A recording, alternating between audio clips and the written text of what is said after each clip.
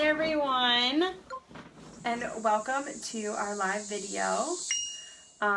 We are going live on trying to be on 2 different platforms right now, and it's not working. So what we are going to talk to you today about is the importance of being intentional in dating your spouse, and what that looks like in real life as well. So the biggest thing that we have been talking about is why do you do this? Why not just let it go whenever it becomes convenient? And the biggest reason is that so you don't grow apart. So the biggest problem we've seen in our relationship is that if we don't stay intentional about this, what you aren't intentional about, it just kind of goes off to the wayside, and other things become more important. And that's not the case here. Like, we want us to be important, and ultimately, like, it affects every single thing in your life, right? So if your relationship with your significant other, your spouse, is awful, it carries throughout everything you do. Your job, parenting, your interactions with other people. So because of that, you want to make sure that you are making your relationship a priority. So, and also remember, happy wife, happy life, right? So, it affects everything. And Brian has actually done really good about intentionally dating me and making it a priority. And so he's going to tell you guys about one of the ways that we do that. Yeah, definitely. Are we back on both platforms? Yeah. Alright, sweet. So, it is definitely important, and it's also a lot of fun. So we definitely enjoy these times together. Forever's a long time to be married, so you might as well enjoy it. Have some fun together. Yeah, why be miserable? Yeah. Life's too short. You gotta get that stuff nipped in the butt. Exactly. So, one thing that we like to do at least once per quarter, sometimes it doesn't happen once a quarter, and we have to do it just twice a year, but we'll have an overnight date. Sometime where we have somebody watching the kids, because that's very important. Mm-hmm. It changes everything when the kids are around. Yeah. So make sure that somebody's watching the kids, and a lot of times what we'll do is go to Hotwire, Travelocity. Which one do we use? Hotwire. We use Hotwire, guys. Like, it is amazing. We are actually celebrating our 10-year anniversary this weekend, and I got a 5-year. 5-year on the 10th. It feels like 10 years. In a good way, though, I swear. And so we are doing that, and I got us a hotel room downtown Cleveland at a DoubleTree for $70 a night on Hotwire. So go there. Yes, it is awesome. So it doesn't tell you everything, but you don't need to know everything. Yeah. You have a basic idea of where you're going, and you can trust that it doesn't have bed bugs. And that's really all you need to know. It's a nice time to get away and just reconnect, spend time together without any distractions. Exactly. So what else do we do on those times? What else do we do in our overnight dates? Well, you know. How deep do you want to go here? Hey. No, keep it PG. Keep it PG. So, yeah, a lot of times we'll just share a meal together and cuddle, watch a movie. What are we doing this weekend? What are we doing this weekend? This weekend, because it's our 5-year anniversary, we are doing paint and pour. Yep. Which I'm super excited about. It's one of those things that we've always wanted to do. And it's a 5-year anniversary. So it's a good time to make that happen. So doing a paint and pour, and we're doing other stuff. We're going to tabletop. Yes, tabletop. So it's this place where you go and play games with other nerds. And hi, Carmen. I think that they have food and drinks. Food and drinks and stuff like that. Yeah. So the other thing that we do, other than quarterly or semi-annual date nights overnight, to get away from the kids, or just to get out of your house so you don't have to worry about those chores, is we protect one night a week. And I know that sounds kind of weird, but we thank our lead pastor that Brian pastored underneath for this one, Pastor Larry. He made sure, because life gets crazy, And I think that this is one of the big things that it shows that Brian cares about me. And that's saying one night a week, whether that be every Tuesday or every Monday or every Sunday, we reserve for us. And whatever that means to us, but that means that nothing, absolutely nothing gets scheduled on that night. I don't care if the kids have something, like, it doesn't matter. That's our night. If they need to go do something, then that, they're not at that age yet, but that's our night. And it sounds kind of rigid and strict and everything, but what that tells me when Brian refuses to schedule something on that day is that he values the time that we have together and that he wants to intentionally be with me.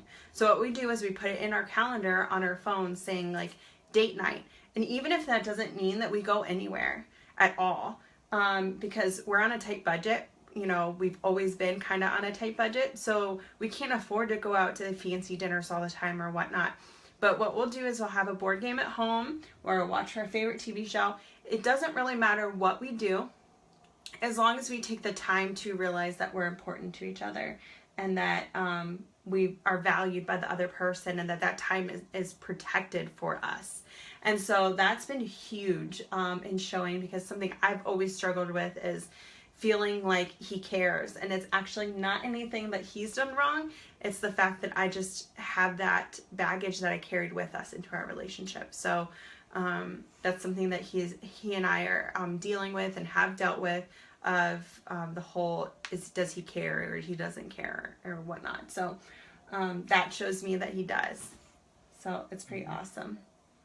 It's every week, so she doesn't forget in between. What'd you say? Hopefully you don't forget, like, in between. You go, like, forget month, that I care. You could go a month thinking, does he really care about me? But if you do it every week, it's always a reminder that you're important to me. Yeah, exactly. So Brian's going to go over with you guys a little bit of some things, during that time that are free that you can talk about or do or whatnot. And this is PG, so don't go there, people. So when you're on these date nights, make sure that it's not just kind of parallel play or sitting next to each other watching a movie or whatever. You can do those things, but in those times, make sure that you are intentionally investing in your relationship, taking time to talk to each other, just figuring out what's going on in your life, what successes can we celebrate together, what what struggles do you have going on that I can just be there for you, and take time to remember why you fell in love. Mm-hmm. Think about the way things used to be. Talk about the future. Talk about the things that you are excited to see happen in 5 years or 10 years, or the hilarious things that your kids are doing, or the ways that you're proud of them, or whatever. Just to remind yourself of why you love each other, why your lives are amazing, why your families are amazing, for those of you who are at that place. Mm-hmm. It's also an amazing time to de-stress together. When you just shut everything off and spend time together and enjoy life together, mm-hmm. You get to de-stress together, and then you have a sweet connection between being de-stressed and your spouse. So it's mm-hmm. not just like, I'm distressed, life is good now, but the fact that we were both a part of that for each other, mm-hmm. We get to make that connection that she means de-stress to me. Yeah, instead of always being like, oh, she's the one who gets my to-do list to me.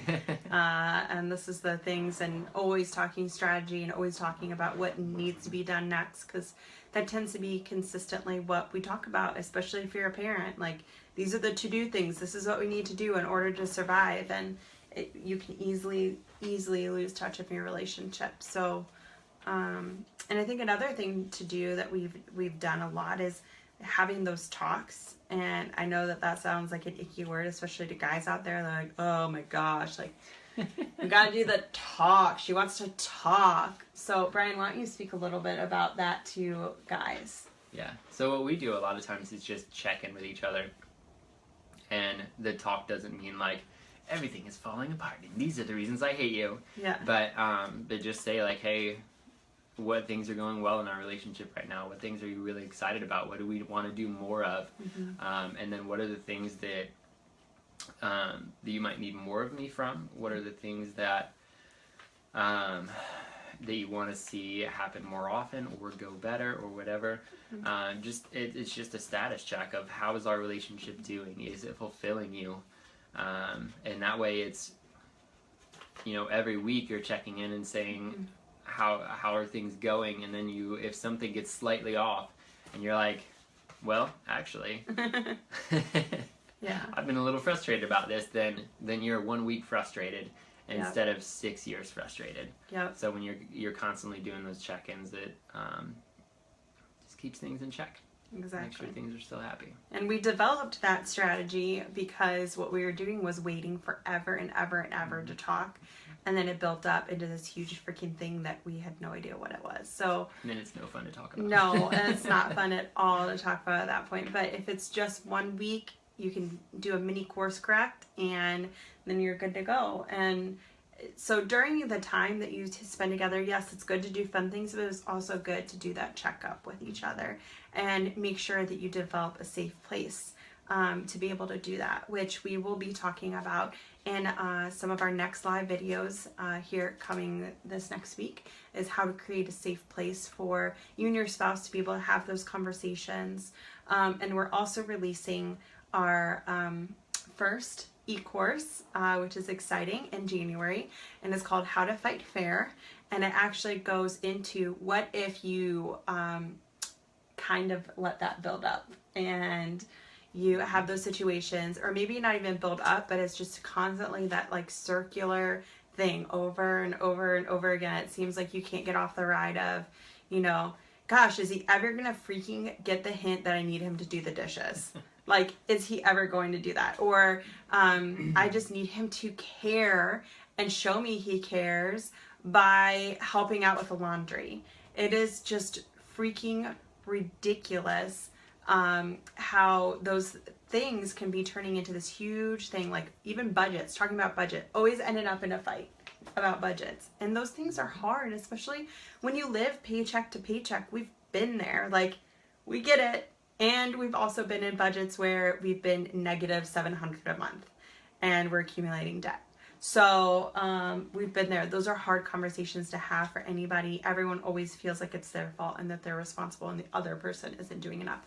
So those are the situations that we have created our e-course, How to Fight Fair, as well as we do offer our live coaching services, which have had amazing feedback and results from. So we're going to open it up now to questions. If anyone has any questions for us, we would like to try to stick to this topic, but if you have any other questions, we will do that as well. We'll probably give you just about 5 minutes, and we'll let you know if there are any other questions. I have a few questions that some people have asked me recently too. So it looks like I'm running 2 things here.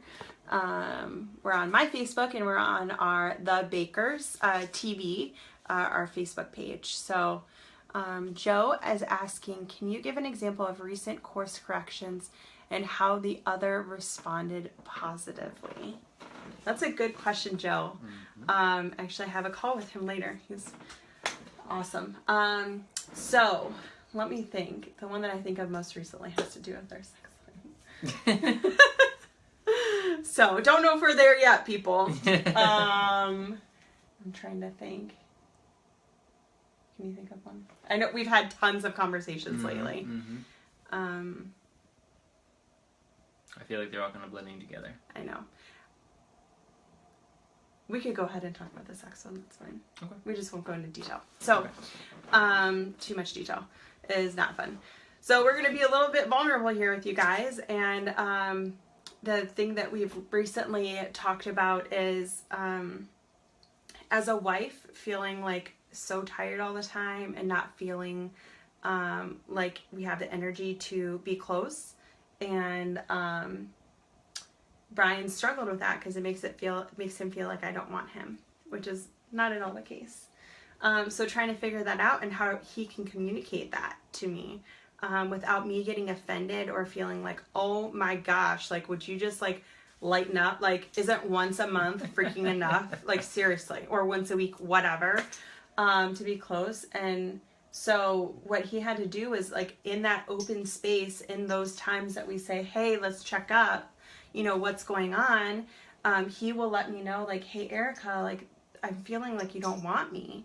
And that's not at all what I want him to feel. That's not at all what I want him to, like, have to deal with. Like, I want him to know that, but just because that's not my love language, you know, I do enjoy that, but I prefer cuddling, but that's just me. And then there's reasons for that. There's reasons I'm dealing with that.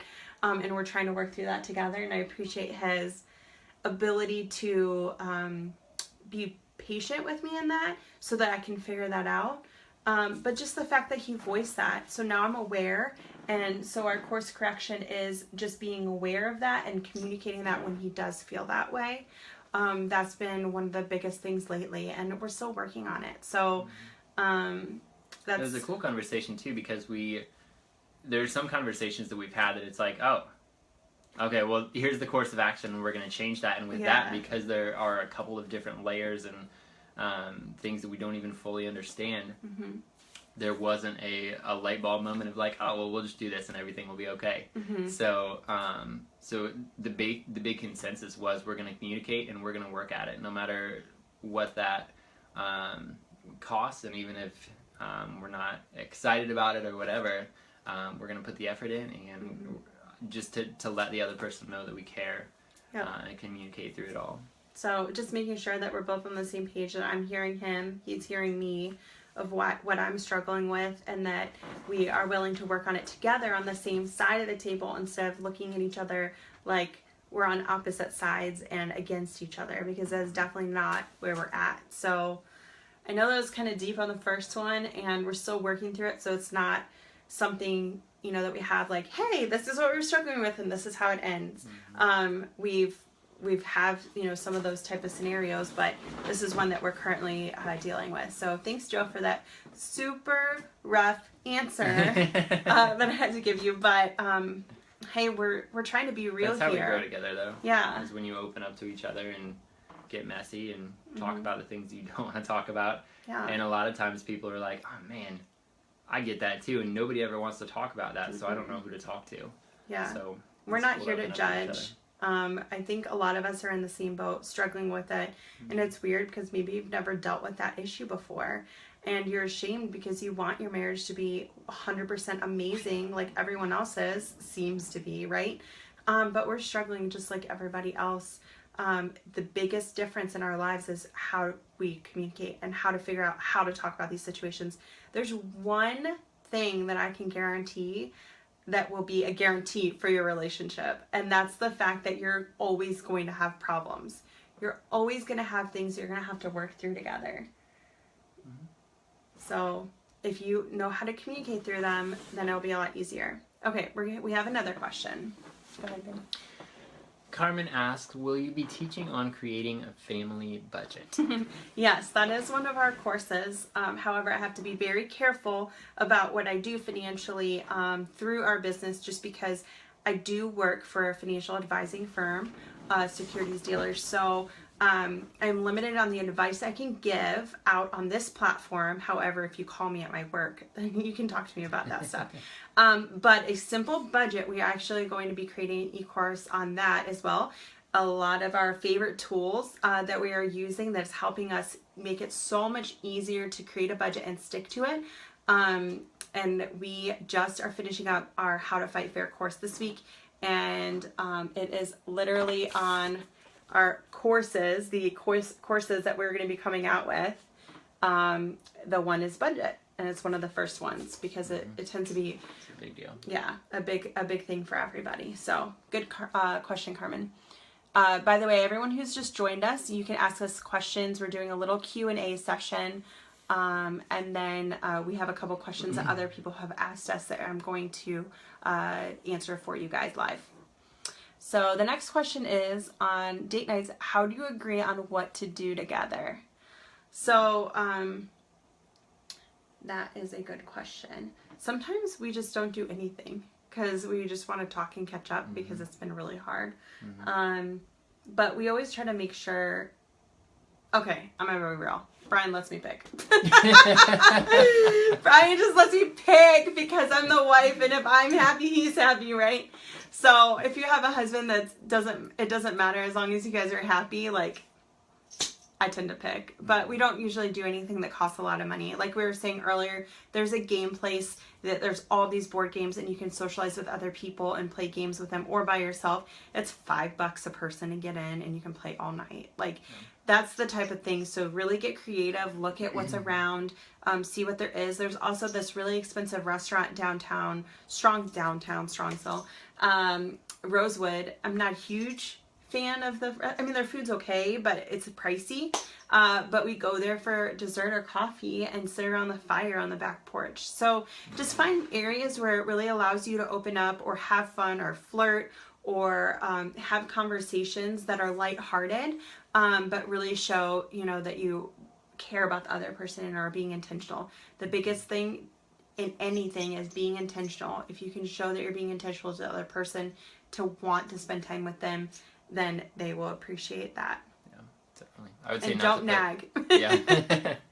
I would say not to put too much pressure on the where or the what, because the most important thing is just spending time together. When we first left Bell Fountain, there was one night that we were super poor and kind of in between jobs, and we just went for a drive, and it's a date that I'll always remember. I think that we got like iced coffees at McDonald's and just drove around the town, and it was a lot of fun. We just talked and let each other know that we love each other. Yeah. Some of our hardest times were during that time, and like especially last year when we pretty much had nowhere to live and found an apartment and had no income for 3 months with 2 kids and being pregnant. Long story, but it was rough.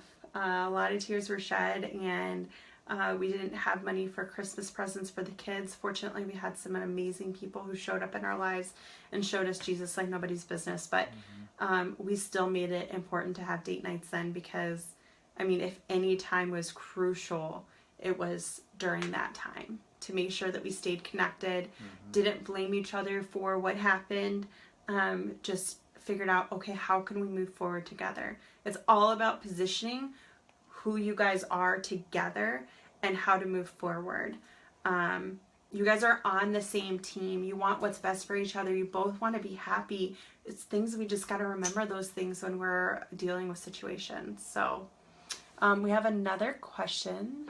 And of course, Carmen. We have another question from Diane. What kind of help do you thinking will be able to provide to blended families?